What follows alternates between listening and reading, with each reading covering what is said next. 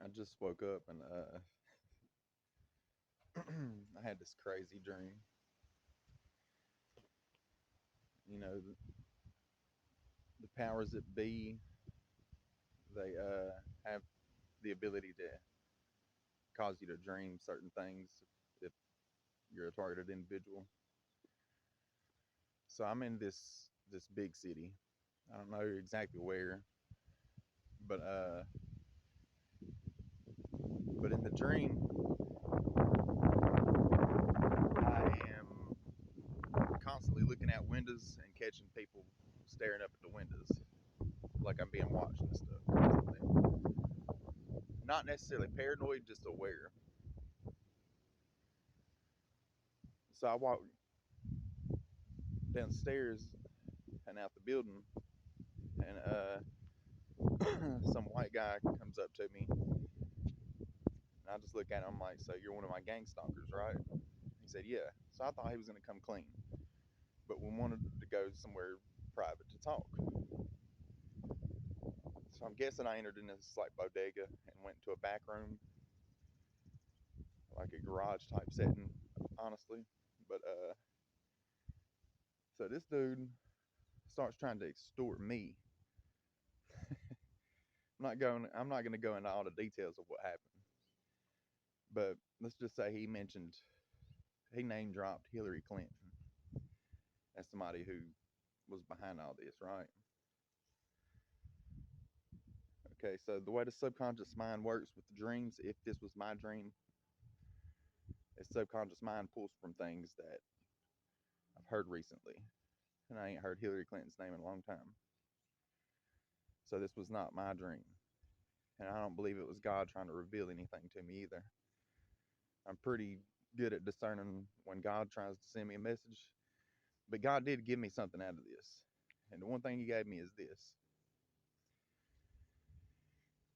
is when someone is entering a dream into my mind that I dream and trying to lead me in the direction of believing that it's Hillary Clinton. I'm pretty sure it's at least a Republican.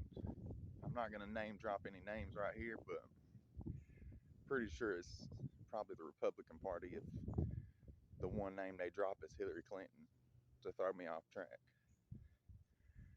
But what they don't realize is I don't care who's doing this to me. Because at the end of the day, I know Satan's behind it ultimately. And Satan's got the whole government, not just Democrat, not Republican. I'm here to expose wickedness, wherever that may be. So people can gang stalk, they can enter my mind as voices in my head and pretend to be everybody around me. And they can try to convince me that everybody around me is the bad guys. See, I see the gaslighting that goes on with the people around me, but I also see and recognize the gaslighting that's going on inside of my head that I don't pay no attention to. I don't let it phase me. But at the end of the day, when you try to convince me of something in my dream and lead me in a different direction, and don't get me wrong, Hillary Clinton, she's very powerful. Very powerful. But right now, she's probably fighting for her life with all the wickedness that she's done, her and her husband. You know, Bill Clinton is in this book that I'm reading called Trance Formation of America.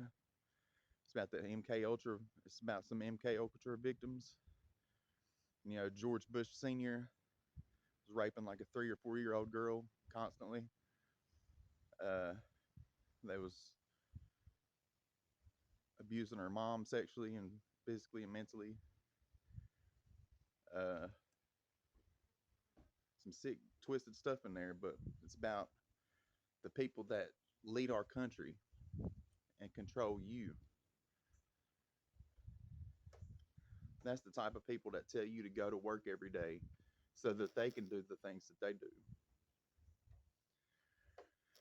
I just thought I'd talk about the dream that I had a little bit.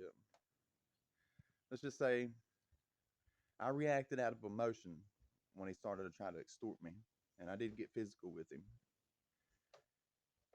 And I was going to take it too far, but I usually am pretty calculated about everything I do. Uh, so I looked up, I realized what I was doing. And the one thing that I can tell you is that it is mercy that is required, not sacrifice. So I showed the man mercy. I told the bodega owner to call the cops, and I did let him live. So maybe we need a little more mercy in the world. Well, there ain't no maybe to it. We do. Show mercy. And when somebody's spreading lies and rumors, regardless of if you perceive it as the truth, if you don't have the context surrounding the situation and that lie, then you can't possibly know the truth, because everything has context. There was context when Joseph's coat was found with that woman who said that he tried to rape her, and that was the evidence. See, the context surrounding the situation meant everything. The fact that she tried to come on to him and seduce him and basically rape him, and he spun out of his coat and left. The context surrounding that matters. Someone tries to convince you that somebody's this, that, or the other. I'll tell you this one thing. Even the Bible says there is no God. The Bible tells you there is no God. See, most people these days, when they hear something like that,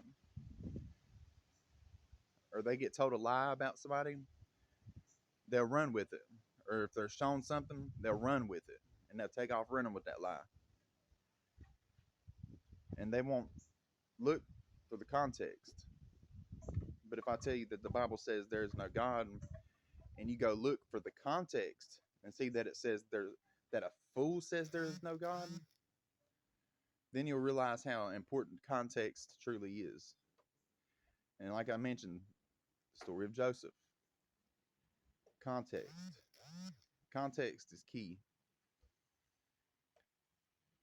But at the end of the day, believe what you want to believe. It don't hurt me. So if people spreading rumors and lies about me, if they're trying to make me out to be this villain, more power to them.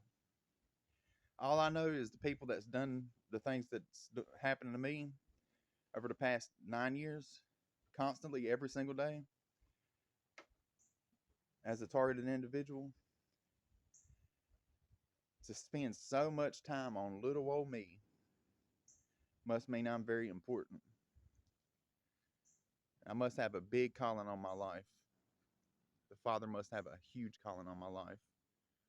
I must be spreading a lot of truth, and they feel threatened by it. Because you do not do the things that's been done to me if the person is not a threat. See, they have a way of finding out about people's callings before they find out, and they'll try to influence them to murder, commit suicide, stay in drug addiction, alcohol. They try to sabotage these people and bring them to Satan's side. Because trust me, if you can be an asset to the Father, you'll be a good asset for Satan, working on the other side. That's just how it works. You can be either or.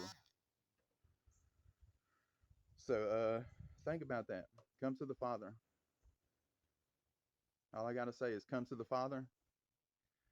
The dream, honestly, it was funny to me. It was entertaining.